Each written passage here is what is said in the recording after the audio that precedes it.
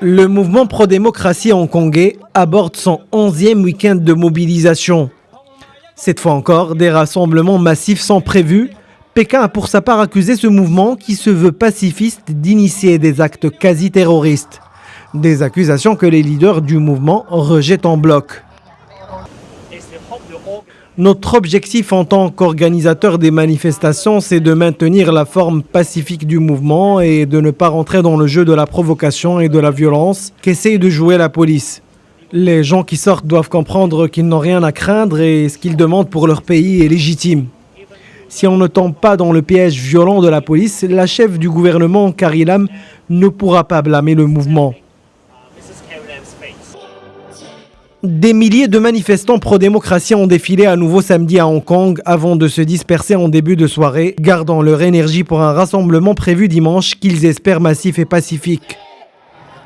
Des milliers d'autres partisans pro-gouvernementaux s'étaient également rassemblés samedi après-midi dans un parc pour critiquer le mouvement pro-démocratie et soutenir la police. Je suis sorti car la situation est devenue trop violente dans mon pays. Hong Kong est chaotique maintenant. Les manifestants ne doivent pas s'attaquer au gouvernement.